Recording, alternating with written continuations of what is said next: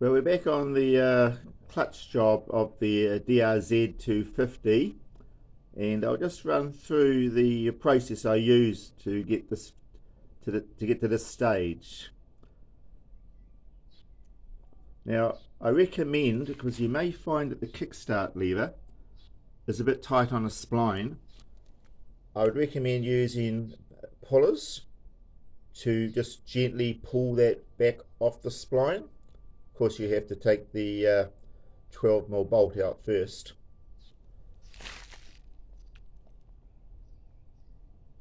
Now then, there's a 12mm feeder tube here, feeder bolt here, with a washer on both sides for the oil feed. Take that off, and you will need to remove the clutch actuator arm. That's a little 10mm bolt to take that out, and just carefully prise that up. You won't have to take the header pipe off. There's enough room there just to carefully lift that up and leave the header pipe in place. You won't be able to get the clutch cover off if you don't do that, okay, because that's holding it back onto the clutch pack. Okay, now when you re-engage this lathe, you've got to be very careful to make sure that you get the clutch actuator engaged into the push rod here. So I ended up draining the oil. I've got plenty of oil, so I thought I'd drain it. It was quite clean, of course, because it's only been in there for about an hour or so. But yeah, I've drained it, and I'll put a new filter in again, and fresh oil again when I box this all up again. But I do like the internals of the Suzuki. I've really had most of my experience on the Hondas, and but what I like about this, which is quite nice, is that once I've taken out these bolts here,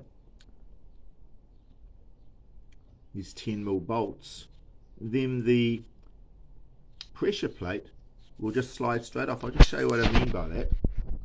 So that will just come away.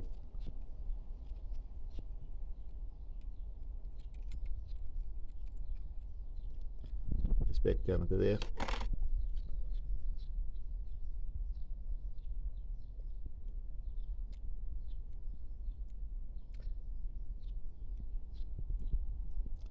So there's 5 bolts and springs holding the pressure plate in place, but I noticed that my kit has got 6, so I guess that's okay.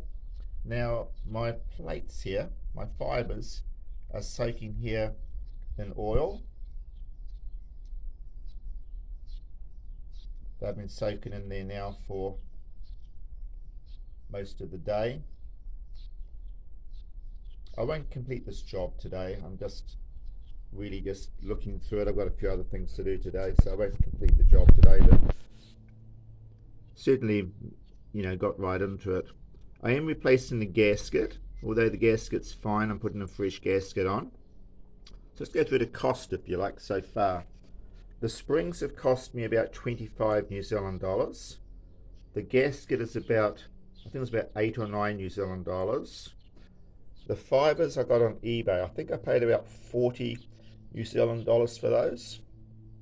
And that's about the only cost I'm up against, really.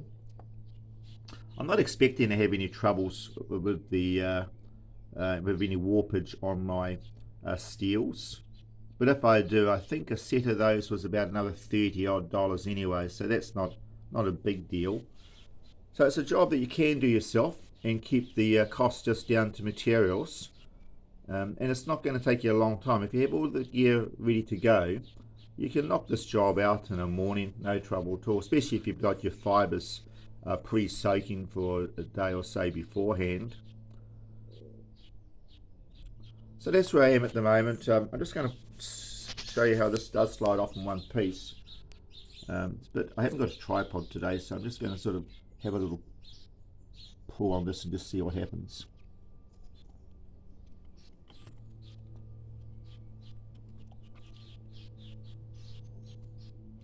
Oh, there we go. So you can see it's going to come out quite easy. I won't take it out right this moment because I just want to be careful to check on the order of my fibres and my steels. But I do note that the outside one has got this more narrow fibre, and all of the other fibres are the full width. And I believe there may be a spring in there as well, a round spring, maybe for like anti-shudder, but there may not be. I'll just have to see what I find when I start going into here. So this here might now just come away. Yeah, looks like it's going to. That's just going to come away with the push rod with it. See if I can get that off. Not too sure what I'm going to see here. Okay, we're looking at this together for the first time for me. That's interesting. I thought the first fibre was actually going to be that narrow one.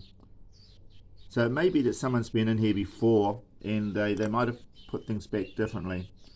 So I'll check back in the manual for that, and just to make sure of the order. But I'm pretty sure the last fibre, the last one to show, is actually a narrow one. But then again, probably not. Doesn't make sense, does it? Because it's got the full width here of the pressure plate to be pressed against. That does look a little bit scored, but I'm not going to replace that. I mean, it'd be nice to, but I guess, but I'm not going to budget that much at the moment on the bike. Everything else looks like it's quite tidy in there though.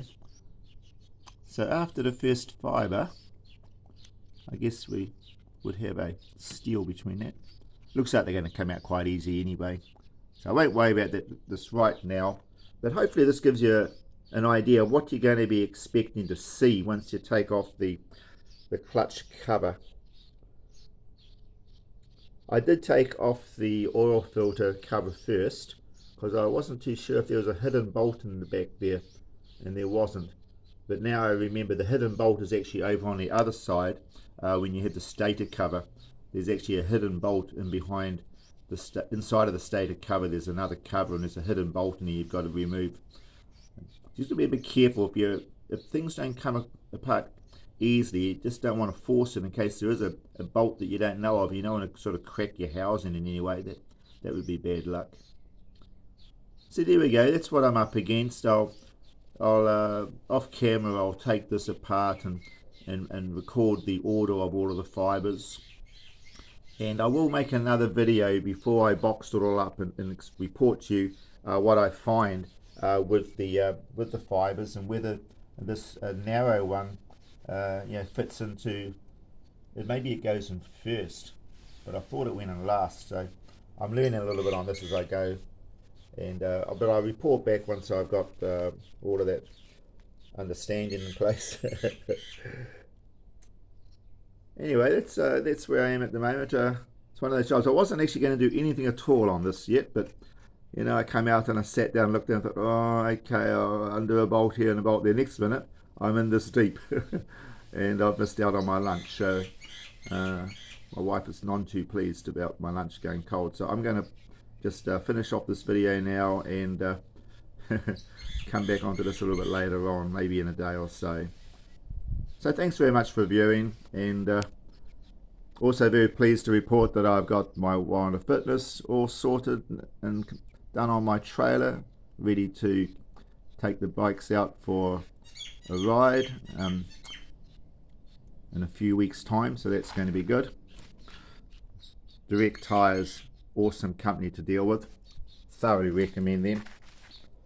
So over here on my 250 degree, I said on an earlier video I had problems with the blocked petcock. Anyway, my new one has arrived. It's just sitting here at the moment. I haven't got it in place yet, and I've got to put a new fuel hose in there. That's my new carburetor and everything's there, so that'll be a job I'll get onto also in a little while. I'll make another video of this running nice and smoothly. I do like the degree, and I am wondering about whether I should take it out on a trail a little bit. I mean, you know, the tyres are fairly aggressive, although the DOT, and I did have it more, I was thinking more about adventure, but there's a couple of places I go to which you know, are not too hard out, and I'll see how that goes on that. I mean, I've got plenty of clearance on the front guard here, so that should be fine. Notice I don't actually have a knobbly on the front, it's more of an adventure tyre. So yeah, I'll have a play with that. So thank you very much for viewing, and I'll catch you a little bit later on when I've made a bit more progress on refitting the clutch in the DRZ250. Bye for now.